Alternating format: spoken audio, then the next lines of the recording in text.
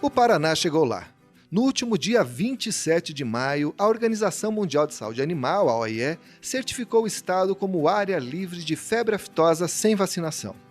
Essa certificação vem coroar décadas de trabalho para a estruturação da defesa sanitária do estado e vai permitir que os produtos agropecuários paranaenses, em especial a sua carne suína, possam acessar mercados mais nobres e que pagam mais. Essa vitória está na capa da revista Boletim Informativo número 1538 e é o tema do podcast de hoje. Eu sou André Amorim e o Boletim no Rádio começa agora. Bom, e para começar essa conversa, eu gostaria de apresentar os participantes desse episódio, que são pessoas que participaram da luta por esse diferencial sanitário dos produtos paranenses desde o seu início, né? Para começar, eu quero apresentar aqui o assessor da presidência da Federação da Agricultura do Paraná e ex-secretário estadual da Agricultura, Antônio Poloni. Bem-vindo, Poloni. Obrigado. Um grande abraço. E o presidente da Comissão Técnica de Bovinocultura de Leite da FAEP, o Ronei Volpe. Bem-vindo, Ronei. Olá, ouvintes. Meus cumprimentos. Bom, para o ouvinte que ainda não está sabendo dessa conquista, né? Na última quinta-feira, dia 27 de maio, na conferência da Organização Internacional de Saúde Animal, em Paris, foi coroado um trabalho de mais de 40 anos na estruturação do sistema de defesa sanitária aqui do estado do Paraná. Até então, apenas o estado de Santa Catarina possuía esse status sanitário em todo o Brasil. Isso permitia que os produtos catarinenses acessassem mercados mais nobres, como o Japão, Coreia do Sul, que pagam mais pela qualidade. Essa qualidade o Paraná já tinha. Faltava era apenas esse selo internacional que agora vai permitir para os nossos produtos disputarem esses mercados. Seu Poloni, para que o ouvinte que não tem dimensão desse acontecimento aí da última quinta-feira, o que significa esse status de área livre de febre aftosa sem vacinação? É o coroamento de um trabalho feito por todos no Paraná, para o produtor, para os técnicos, para toda a área. Mas o que ele significa mesmo? É um novo cartão de visita do empresário quando vai para o exterior oferecer os produtos paranaenses. Veja o que é importante mesmo nisso aqui tudo. Hoje existem barreiras sanitárias legais. Essa é uma barreira sanitária legal, porque decidida entre os países importadores que havia uma exigência de concluir o processo sanitário para poder derrubar toda a barreira sanitária. Então, o que acontece com isso? O Paraná passa a ser os países, se engloba aos países melhores do mundo na questão sanitária. Nenhum país do mundo poderá fazer barreira sanitária legal ao Paraná na questão do mercado de carnes. Aí, para frente, é competência. Ou seja, a gente tem agora a chancela para conquistar esses novos mercados. O que falta agora é prospectar mercado, mostrar trabalho aí das nossas agroindústrias. Exatamente. O principal foi feito. O produtor fez a sua parte, né? Todo mundo contribuiu no processo todo, né? E agora o que acontece? O empresário precisa mostrar nos seus processos industriais de transformação a qualidade de cortes, né? Qualidade de tipo de produto e começar a chegar nos mercados. Por exemplo, eu vou só dar um exemplo aqui. Eu fui ao Japão em 1998, 99 e sentei na cidade de Kobe com o secretário de Kobe. E falei com ele, fui almoçar com ele. Falei, por que vocês não importam a carne suína do estado do Paraná, que tem uma colônia japonesa muito forte? E por que vocês não importam? Ele falou assim para mim, vocês vacinam lá? Eu falei, sim. Então volta e conclua isso e aí nós podemos importar. Então agora o empresário pode ir lá que eles vão receber vocês diferente. O Dr. Ronei, e como que foi esse processo, todo esse trabalho para estruturar o Paraná para que ele pudesse receber esse novo status sanitário? Bem, isso é uma longa história, é uma história de mais de 50 anos. Na década de 60, a febre aftosa dizimava rebanhos bovinos, suínos, e era um grande problema para o desenvolvimento da produção de proteínas animais no país. Naquele momento, o governo brasileiro, através do Ministério da Agricultura, fez um grande financiamento junto ao Banco Mundial e implantou o Plano Nacional de Erradicação da Febre Aftosa. Em 67 começou então os primeiros movimentos para a implantação da chamada CAFAP, Campanha de Combate à Febre Aftosa no Paraná, que iniciou pelo norte do estado e foi descendo até concluir o território inteiro paranaense de combate à aftosa em 73. A partir daí, a sociedade brasileira, a sociedade paranaense, desde essa época até hoje, investiu milhões de recursos através do governo do estado, da Secretaria da Agricultura, para chegar a esse ponto. Também evoluiu tecnicamente as condições de combate, as metodologias, a capacitação, a cultura de sanidade que modificou ao longo desse tempo, o aprimoramento das cadeias produtivas, né? E nós chegamos então, agora, depois de 50 anos, ao status maior, que é a condição de livre sem vacinação, que é o que o mundo desenvolvido exige. Até então, só Santa Catarina tinha esse status, né, doutor Ney? O senhor acredita que agora que o Paraná está certificado, a gente vai poder, de repente, ter um comércio com Santa Catarina que a gente não tinha antes? Essa fronteira a menos agora para ser vigiada, isso faz alguma diferença? É relevante? A bem da verdade, nós, desde 2018, o Brasil inteiro é reconhecido livre de aftosa com vacinação. O estado de Santa Catarina, que deu um passo à frente antes dos outros, conseguiu esse status de sem vacinação em 2007. Eles deixaram de vacinar em 2011, aliás, desculpe, em 2001, e só conseguiram esse status em 2007. O que avançará nesse sentido agora, em que o Rio Grande do Sul e o Paraná estão tendo o mesmo reconhecimento, o mesmo status que Santa Catarina, o sul brasileiro passa a ser, vamos dizer, sanitariamente um único território, com toda a liberdade de trânsito de animais, de evolução genética, de qualidade e do acesso a mercados. Claro que Santa Catarina já está na frente nisso. Nós, nesse momento, acesso de mercados mais exigentes. Não que nós não tenhamos mercados. Nós, conforme é o caso, por exemplo, o frango se exporta para mais de 150 países. Suínos também. Mas nós ainda não acessamos os principais mercados que melhor nos pagam. Então, a partir desse momento, nós passamos a ter o passaporte para chegar nesses mercados mais importantes. Claro que tem todo um trabalho pela frente, um trabalho comercial, de acordos sanitários, de acordos comerciais, para que as empresas consigam chegar lá, quiçá daqui 1 ano, 2 anos, a acessar esses mercados, tanto quanto Santa Catarina já acessa hoje. Doutor Poloni, quando o senhor era secretário da Agricultura do Paraná, o estado foi reconhecido como área livre da aftosa com vacinação, né? O senhor contou que foi um processo de articulação, que o setor privado buscava a sanidade, né, dos nossos produtos. Como que foi a estruturação disso no sentido de costurar aí os interesses da iniciativa privada, das cooperativas, do governo do estado? A gente viu que agora, nesse momento de tirar a vacina aqui do estado, foi preciso construir barreiras, contratar técnicos. Quais foram os desafios que o senhor encontrou quando o senhor estava à frente da secretaria? Na verdade, os desafios eles eram menores, no sentido de que eu já encontrei isso tudo que o Ronei está falando aqui, essa capacidade técnica, a SEAB, através, naquela época do DEFIS e hoje a DAPAR, que também foi proposição aqui da entidade, eu já encontrei lá um time que conhecia as coisas e que me aculturou no processo. Como eu não tinha conhecimento nessa base, eu precisava ter gente que me instruísse nisso. Por isso eu fiz uma equipe interna, com a autorização do governador Jaime naquela época, de fazer uma equipe só com técnicos do sistema. Nenhuma pessoa de fora, a não ser alguém que fizesse lá alguma coisa excepcional, mas a equipe estava formada, era preciso fazer essa equipe funcionar.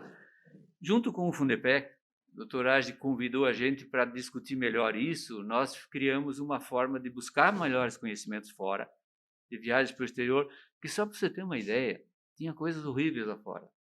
Eu vi coisas lá fora onde o frango brasileiro trocava de nacionalidade para poder ser comercializado na Europa. Isso chocava lá em Roterdã, quando a gente viajou olhar isso. Acompanhamos o ARD em várias missões na Europa para poder conhecer as mudanças. Aí que veio as ideias, por exemplo, dos conselhos de sanidade, os CSAs, para poder fazer a sociedade local lá embaixo se integrar. Mas sempre as entidades do Fundepec juntas, com a secretaria, não houve divisão de comportamento. Acho que isso foi o fundamental. Todo mundo junto pegou firme na questão. Então, tinha inteligência, tinha tecnologia, ministros parceiros. Nós somos muito felizes nessa hora. Foi importante para mim estar naquele momento, naquela hora, e ter tido o apoio das entidades. E um governo que consentiu isso. Isso facilitou. Agora, nós conseguimos abrir mercados com isso. O pessoal esquece. Na verdade, nós melhoramos muito o mercado paranaense no exterior com aquele salto, a ponto de que muita gente até se acomodou um pouco em dar continuidade do processo. Por isso, a federação sempre teve olhando o final da proposta, que é agora. Ela nunca parou, a federação sempre diz assim, não, governador, foi passando cultura, foi priorizando os governos, junto com todas as entidades, para que se fechasse o ciclo completo, que era aquele. Santa Catarina foi para lá antes que nós, por uma casualidade, nós poderíamos ter ido antes também. Nós ajudamos Santa Catarina a ir para lá. Nós participamos, naquela época eu era secretário, quando teve um problema em Joia, no Rio Grande do Sul, o Ronei lembra muito bem, nós ficamos, o ministro, se não me engano era o Pratini naquela época, nós ficamos em Florianópolis das 8 da manhã até a meia-noite do outro dia, lá em Florianópolis, para dizer para Santa Catarina não voltar a vacinar. Não, eles queriam voltar a vacinar, o Rio Grande do Sul queria voltar a vacinar. O Rio Grande do Sul nós não conseguimos segurar aquele que tiver. Em detrimento do Paraná, nós somos brasileiros naquela época. E o Zonta era o secretário lá, nós aqui do Paraná, não, nós te ajudamos, nós cercamos o Paraná, nós te ajudamos, tudo isso. Portanto, eu fiquei triste quando vi Santa Catarina criticando alguma coisa do Paraná. Nós ficamos lá, sem almoço, sem nada, fazendo o Zonta convencer o governo de não voltar a vacinar. Não voltou a vacinar, conseguiu ir para frente. Essa é a história.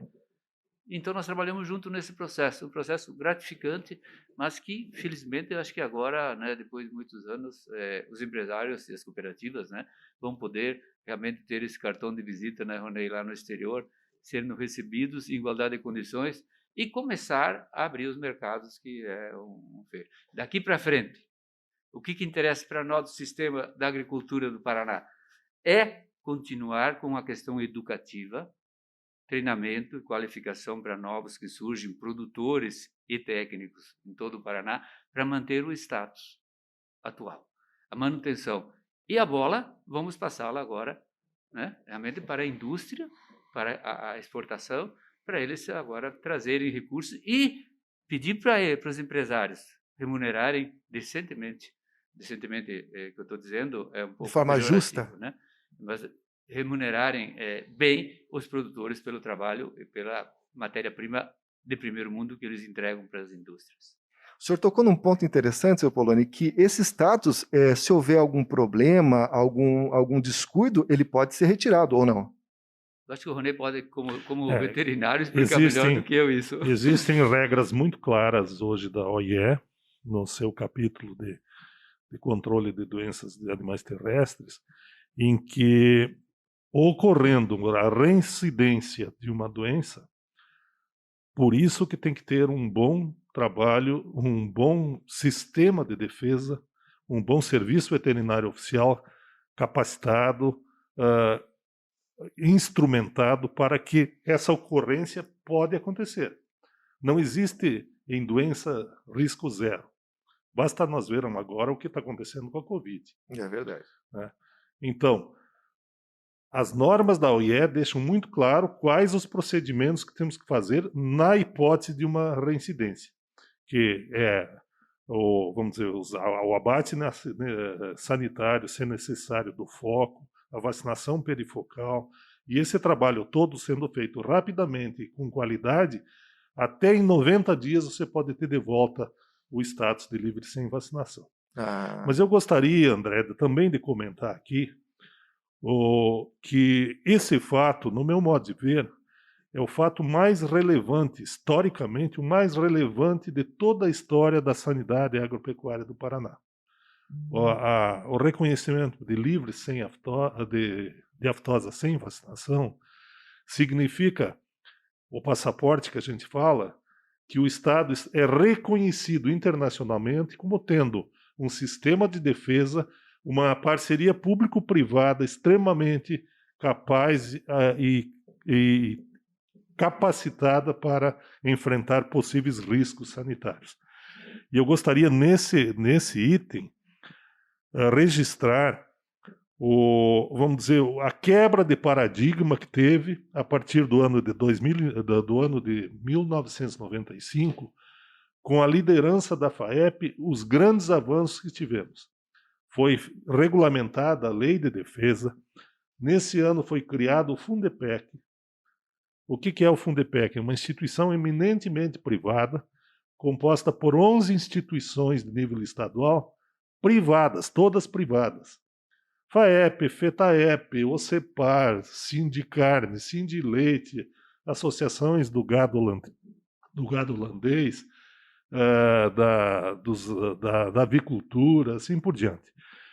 E essa instituição privada tem até hoje a responsabilidade da guarda dos recursos dos fundos sanitários, fundos financeiros emergenciais necessários para uma eventual tomada de decisão no caso de uma doença, então, como a aftosa, emergir no Estado, para a indenização de produtores. E esses fundos foram formados pelos produtores.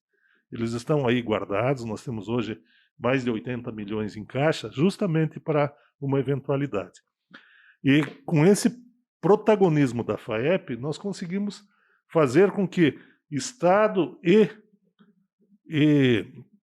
iniciativa privada andem juntos.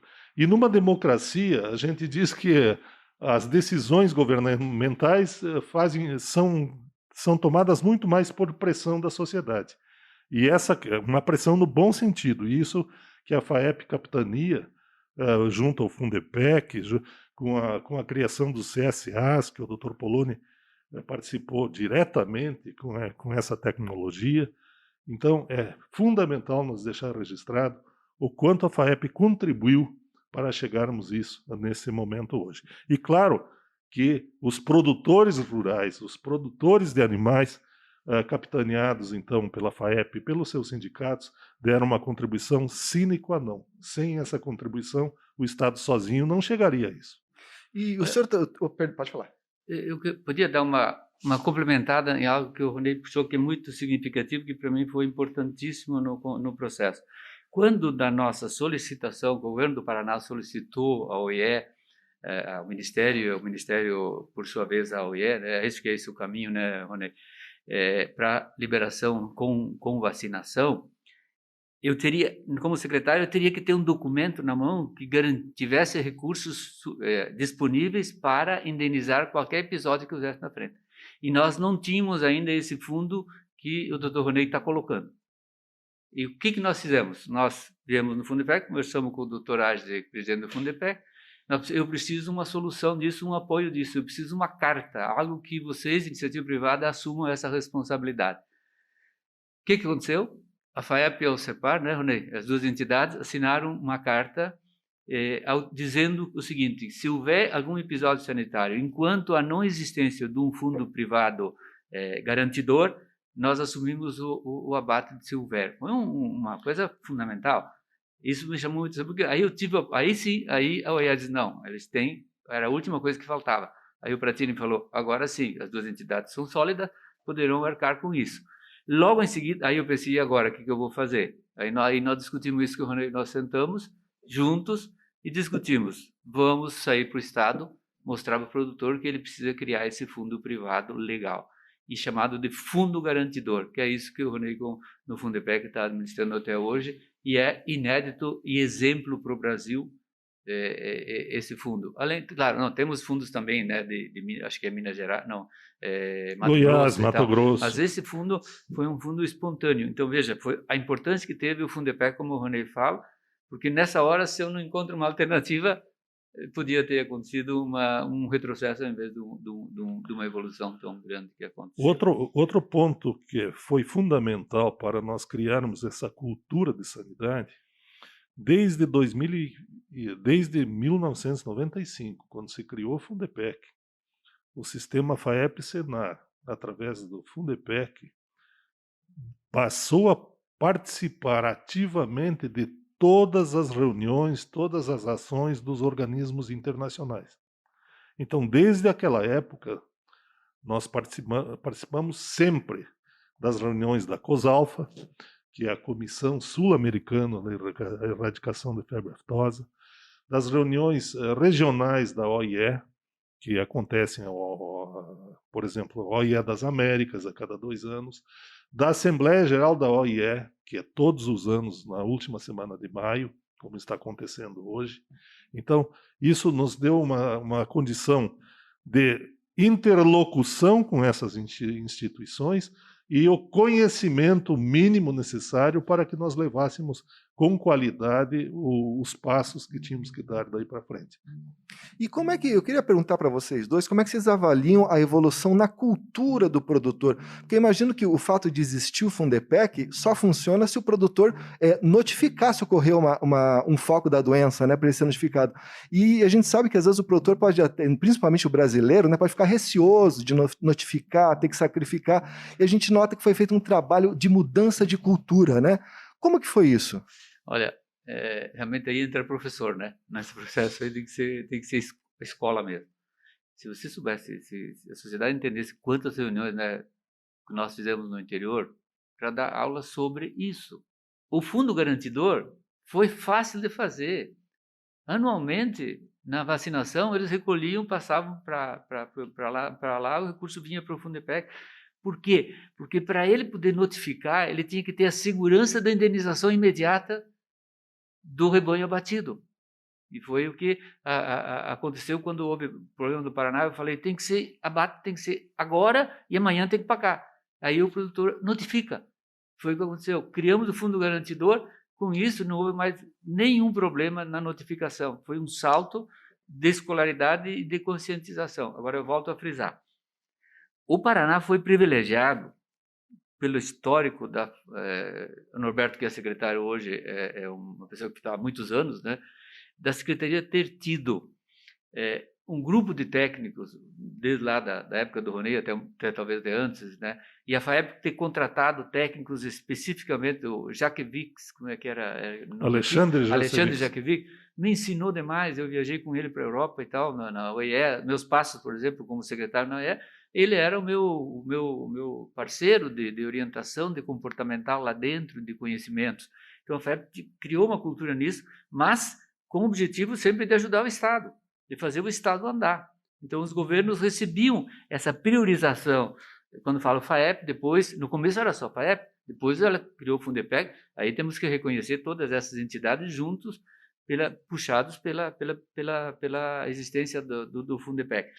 Então, essa cultura, ela foi muito tranquila porque a sociedade começou a entender que tinha corresponsabilidade nesse processo todo e aí realmente o avanço foi muito significativo. A não agilização da conclusão do processo foram erros que não competem mais a gente estar falando sobre eles ali, de algumas, né, de umas etapas que aconteceram do retrocesso. Mas mesmo nessas etapas do retrocesso, nós agimos para agilizar e retornar rapidamente no caminho.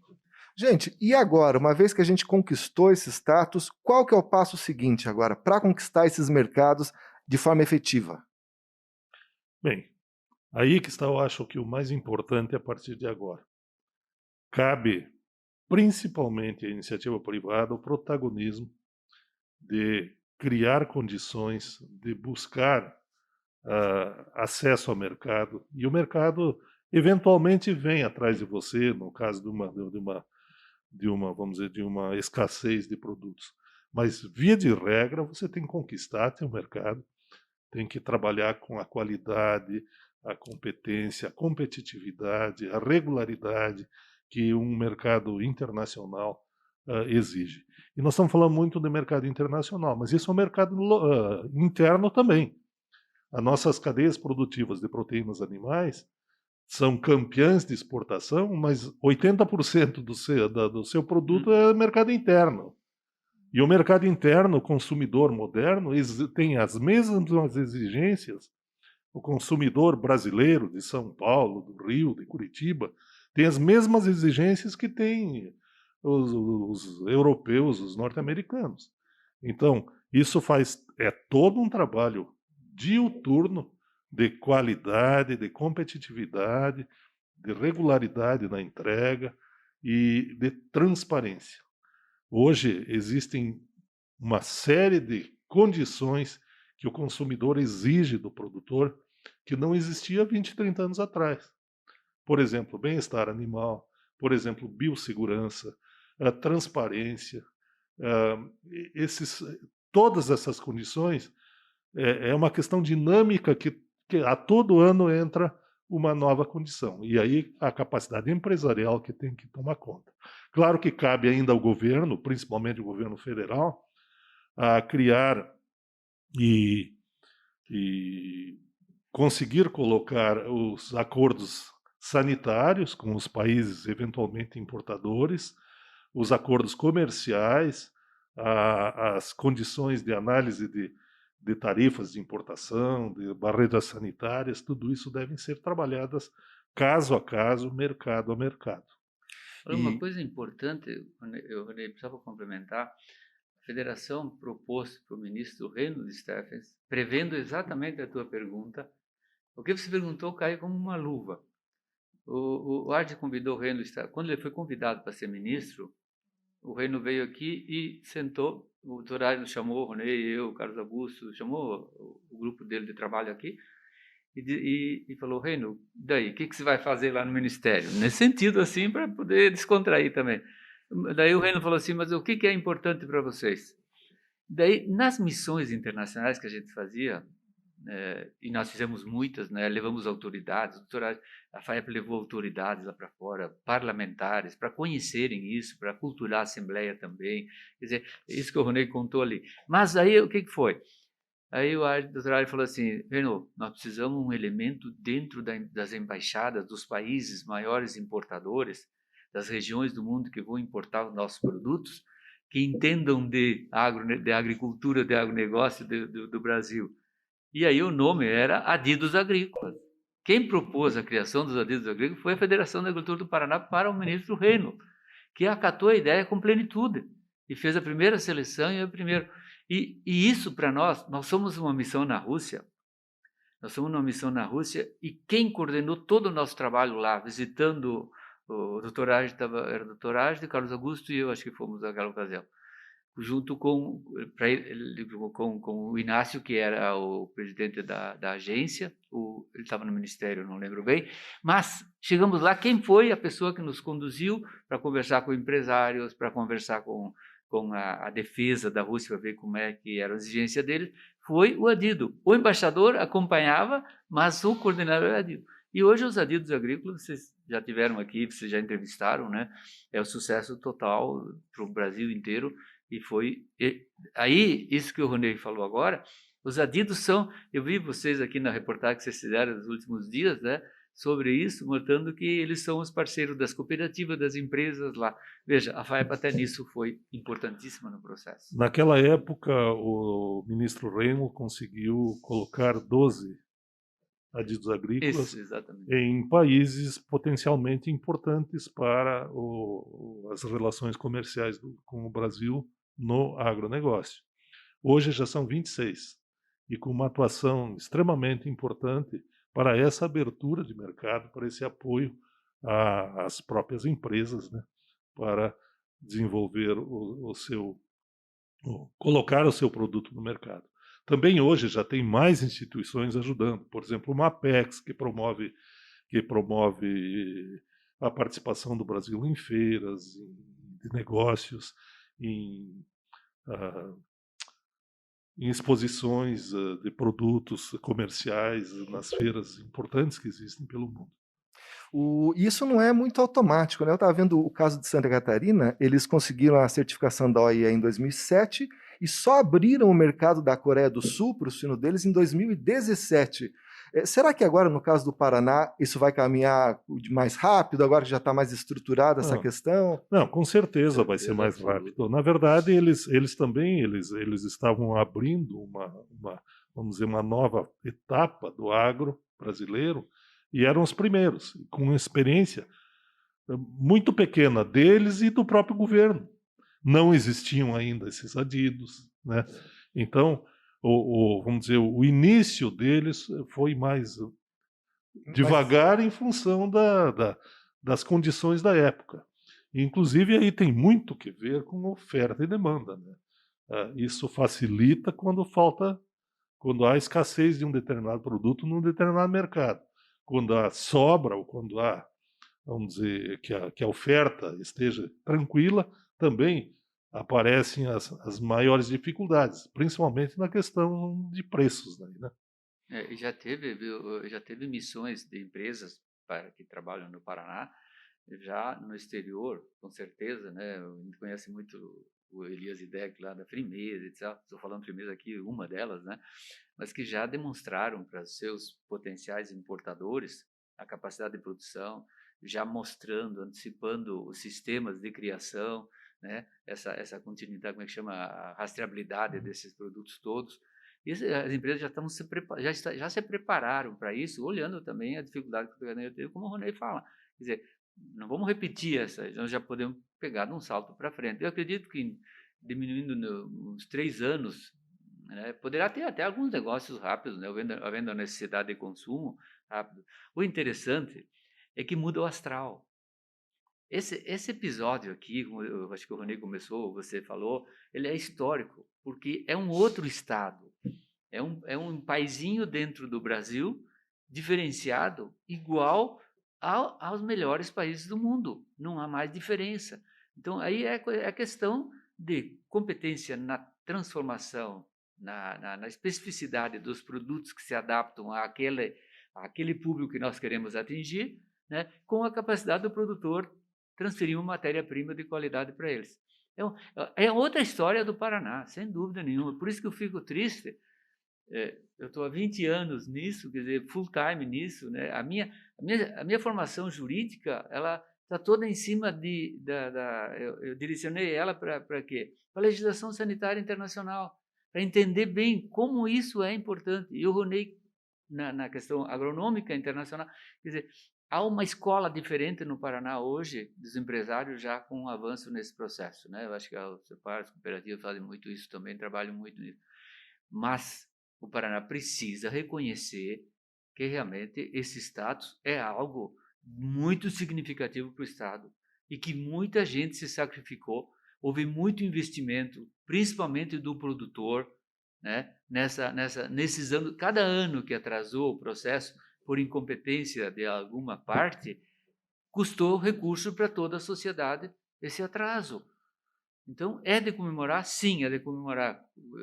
E não ter pressa no mercado. O mercado existe, né? É preciso ter competência para acessá-lo.